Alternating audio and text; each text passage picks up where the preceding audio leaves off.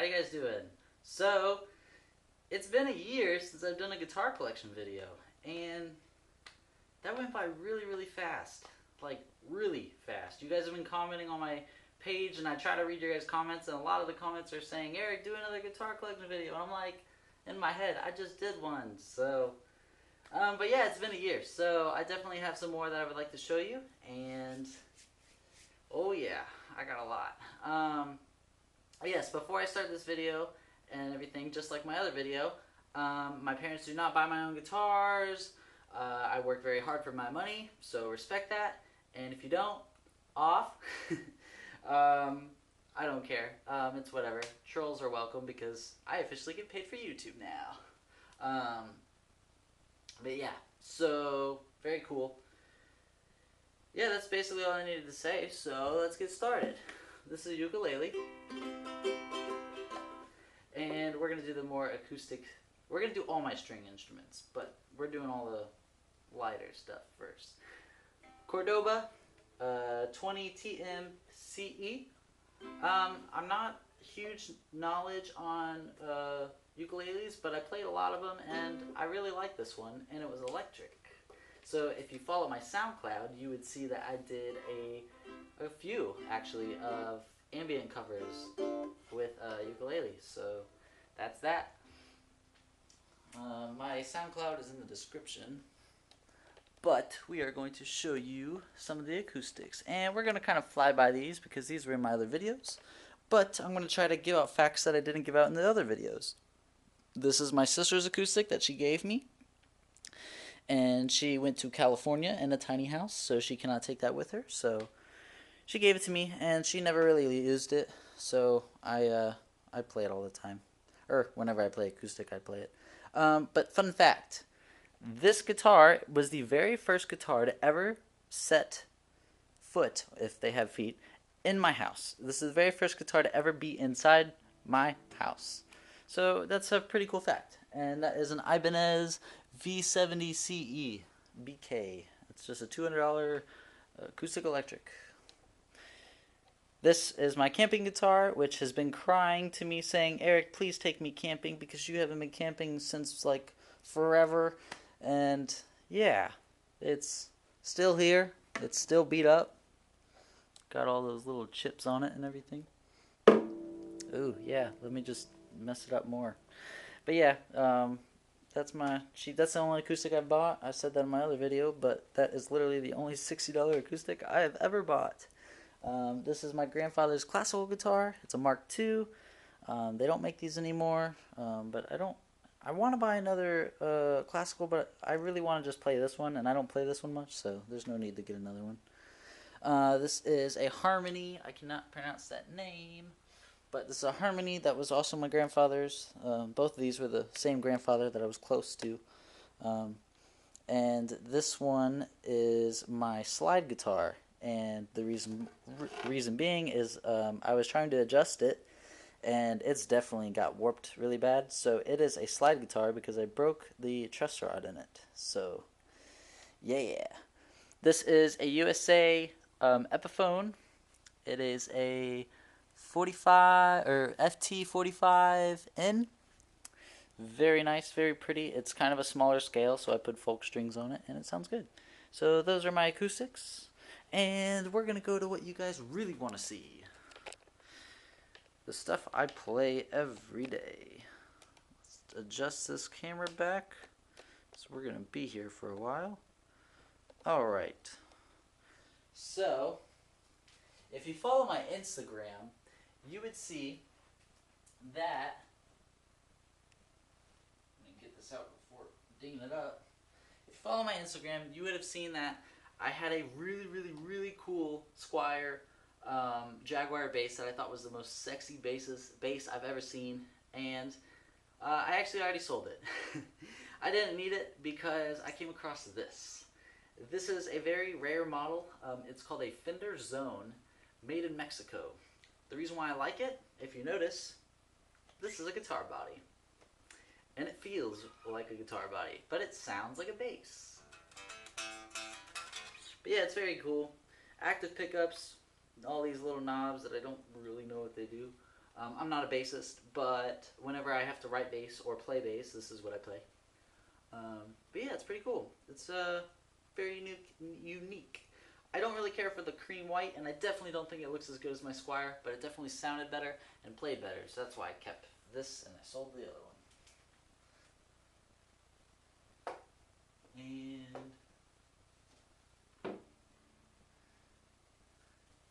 And this is my new toy.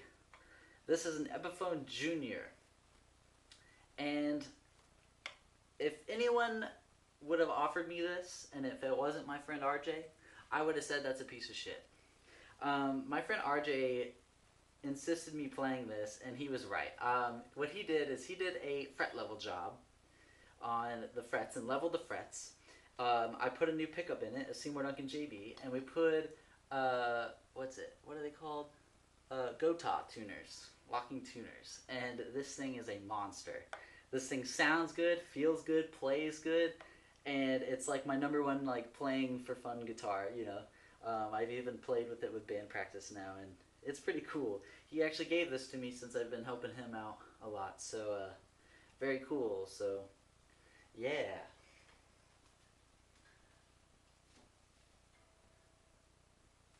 And you've probably seen this one before. This one is my Fender Tele. And as you know, I did not like Teles. I thought they were the ugliest guitars. But I played one and I said they were so unique and they played so different, and I just had to get one, and now I have a few. It's kind of a quirky thing that I hated at the beginning, and now I love them. So they're very me, I feel. They're flat body and everything, but this is Mexican made. I prefer this over the American. I think it sounds better, probably because I put my own pickups in it. But it plays just as good as any other one. Maybe it's this one. I don't know. But yeah.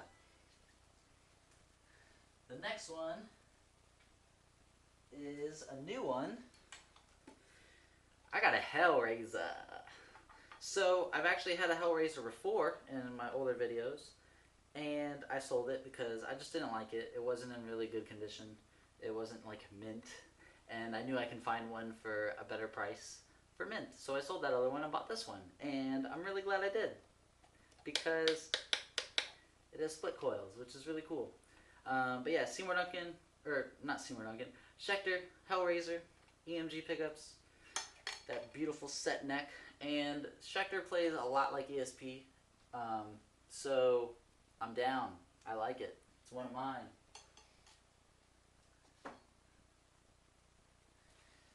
And this is my workhorse Floyd Rose guitar. I don't have any other Floyd Rose guitars.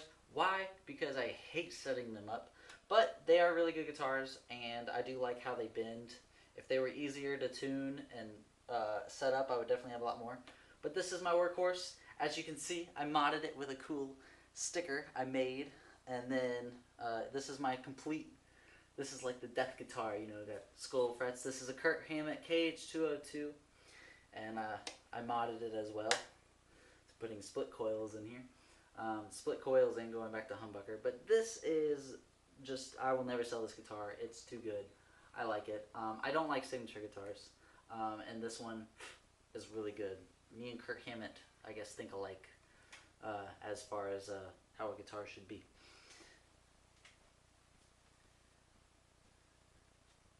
And this is a very valued family guitar. This is an Epiphone. Where does it say? EA250. It's not an Epiphone Dot. This is the older models. I forgot what year this was. I'm probably going to post that in the thing. But it's very old. And to show you how old, if you can see this photo, that is my grandfather that I never got to meet. Walt, this is on my father's side. And let's see, hopefully you can see that. Anyways, it says right here, this is a newspaper ad, and it says Walt Seacard, Mr. Entertainment plays for your enjoyment in at Jingo's, it's some restaurant in Longwood, on Friday and Saturday nights. Very cool. So he made like the news back in the day for just playing guitar, and I never got to meet him. And this is the exact guitar, so I think that's very, very cool. I have like a vintage guitar. You know, I never got to meet him, but I have basically his best friend is right here. So it means a lot to me. I was gonna put new pickups in it because it definitely does not sound, you know, like modern or anything. But that's why I think I'm gonna keep it original, because I don't have a guitar that is just strictly vintage. So this is it. This is my vintage, and it's fully hollow, which I don't prefer that, just because I play more distortion. But it's kind of cool for getting them raunchy tones. And you know me, I got another SG. This one I've been posting on Instagram. I had a bunch of SGs. I had like 6 at one time, and I just didn't play them all. So I was like, there's no point of if I don't play it, I get rid of it. So all these guitars that I'm showing you, I actually play. I use. They're studio used. They're going to be live used. So that's why I have them. But I did not have a guitar with P90s, and I really wanted a guitar with P90s, and I was like, what better not to get a P90 SG? So this is a Gibson Faded P90. I believe it's like, I don't know what model it was, but it just had one pickguard. I hated that. I hate SGs with one pickguard. I think they're ugly. It's either, you know, a full pickguard or no pickguard. And I definitely wanted to try putting a pickguard on, and all the ones I ordered were not the same size, so I actually had to kind of ghetto rig it, which doesn't matter because this guitar is going to look like shit later on because it's not painted. So it sounds good, it can play metal, and I'll be doing videos on it pretty soon. It's funny too because this has like 56 and 11 gauge strings on it, and this is like considered a classic. It's metal.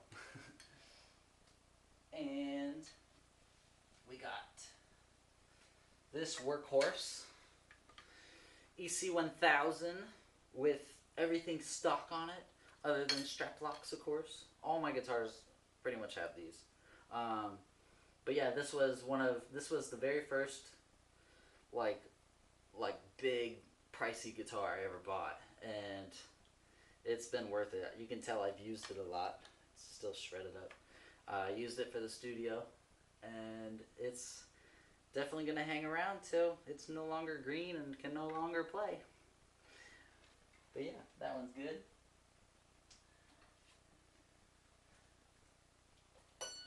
And this Charvel Distillation Star Series. I wanted a really funky guitar, but I don't care for V guitars because you can't really sit and play them. And I don't care for those ugly ass Dean guitars that are like, I don't know which ones those are. Dimebag Darrell, I think. Sorry. Anyways, I wanted a very simple yet very practical playing guitar, but yet very crazy looking. So that's what I did. I put pink strings on it just because I have them laying around because I got them for free. That's definitely not what I recommend, but it's for fun. Volume pot, very simple. Set neck. I've been using this one a lot. It's been getting dirty. And you've definitely seen this before. This is my Bloody Mary guitar. This is her name, is Bloody Mary. This was just a typical Ibanez RG 321MH.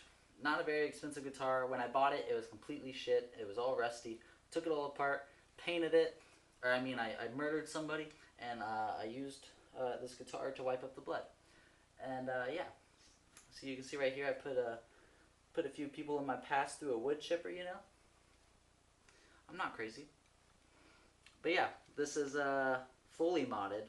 I put everything in this myself, and this is kind of like my pride and joy because I have my cabinet that matches it, and I have a belt that matches it, and I have a pedal board that matches it. But yeah, very nice. And I don't like Ibanez, and I love this guitar, and I've been jamming with this so much that I've had to restring it, and I'm like, oh man, I haven't been playing my other guitars. Why haven't I need to restring those? So put that there. And Epiphone Korean Les Paul. It doesn't really look that pretty. The flame top looks pretty ugly. This doesn't match it at all. And the reason why is because this is my I don't give a shit Les Paul. And when I mean I don't give a shit, I mean I don't give a shit. I don't care if it gets scratched. I care if it gets cracked in a way. But this is my ghetto guitar. This is my guitar that I just beat around. But it stands up every time and more so beats me around because it's kind of heavy. So it hits my bone right here and it hurts. And all I did is I added this cool little... I wanted to, since the guitar is like my ghetto guitar, I wanted to add like kind of like a skanky girl on there, just for fun. It was some sticker I got off some amp off Craigslist. But yeah, this is my beat up guitar. You can see like I got my input jack with different screws. I don't care. But yeah, it's whenever I was jamming with Fightfall, they were jamming right down the street, and I just got on my bike. I got on my motorcycle, and I had this strapped to me, and I didn't even have a case with it. Didn't care. But yeah, it's very funny.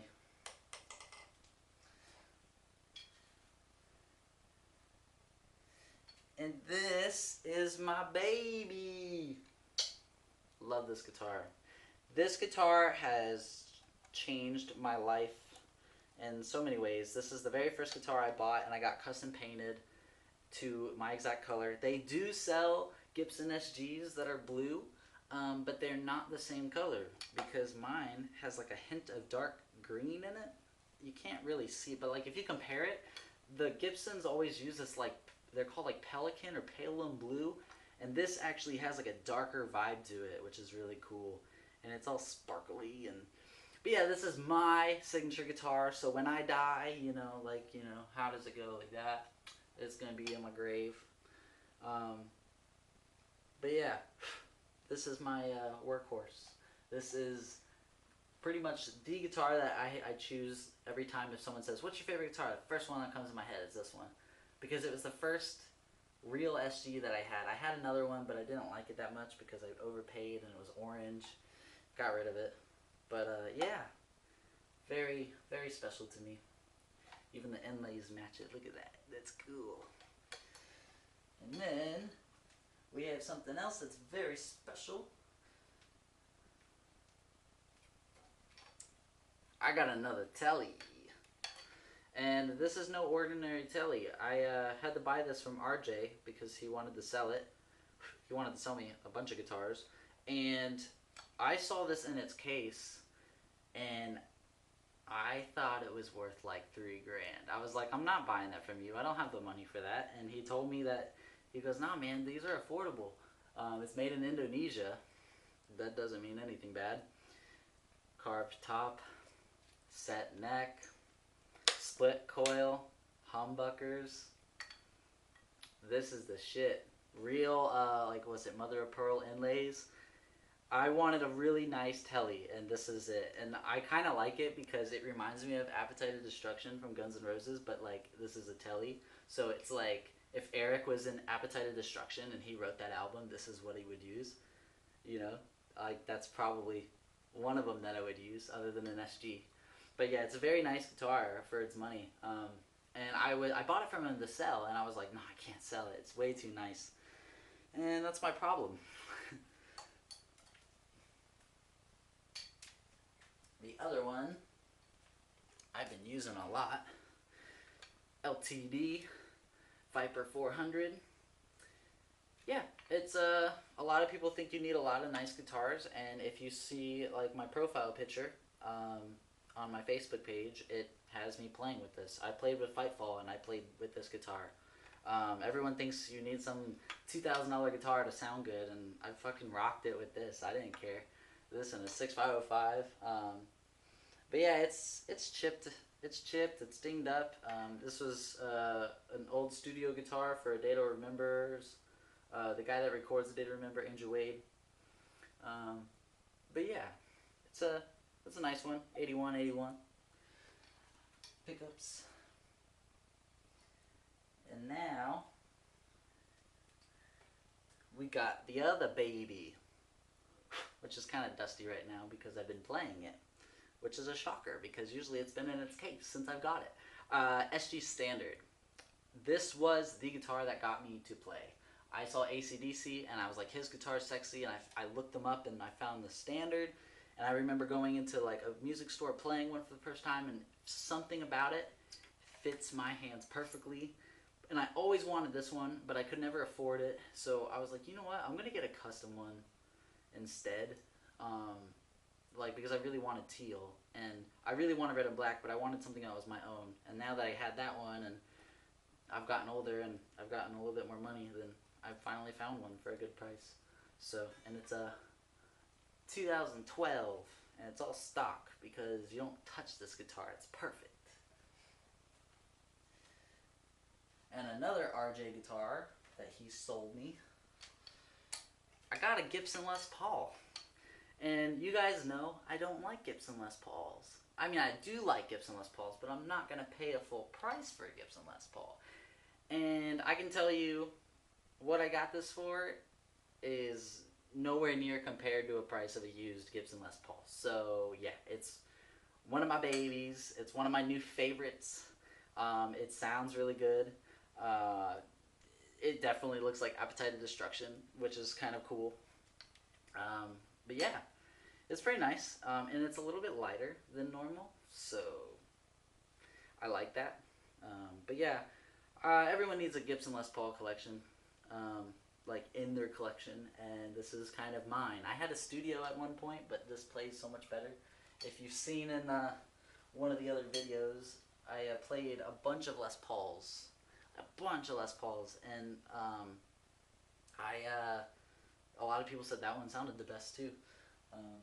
And this, which you guys didn't get to see in my other videos, because I made sure that you checked out my band's YouTube, which, by the way, the update on that is it will be out. We had a big complication with the old studio, which I wasn't allowed to talk about because I was getting threatened to get sued, which is a load of shit. But yeah, anyways, it's not our fault. It was all their fault. So I don't mind dropping the bomb now because I don't give a shit. But yeah, so we're recording it. It's going to be done. Don't worry. Not that you're worried, but definitely hang around my YouTube, and I'm going to upload some of it. And we actually have a 7-minute instrumental that we're going to put up in kind of an apology for making people kind of, you know, get tricked into waiting a year or longer than that. But yeah, EC1000, or not EC1000, ESP Eclipse. It's based off of like an EC1000, or the EC1000 is based off of this. This is like the ESP Les Paul, and this is my most expensive guitar. Yeah, probably my most expensive. It's definitely my nicest. But yeah, it's pretty nice, ebony. I definitely never thought I would buy one, but I worked at a music store, and they had this, and I took it before it even went on the shelves. So I was like, I'm buying that. Give me it. So, but yeah. Anyways, I can't stop staring at it. It looks pretty. Anyways, that is, I believe, all my guitars for 2016. Do I plan to get any more? Just like I said in the video, no, I don't plan to get any more. Will I get more? Probably, because I do buy and sell guitars all the time, and I come across those ones you just gotta keep. But yeah, just in the year that I said I wasn't gonna buy any guitars, like buy any guitars for me to keep, I mean, I have, as you can see in this video, a bunch of new ones. But anyways, I will check you guys out later. Maybe 2017 guitar collection video. Hopefully I get more, I guess. I don't know. I don't need any more. But yeah, very cool. If you guys want to comment below and ask any questions that you want me to do with these guitars, go for it. Sure. Have a great day, great night, great rest of the year, and see ya.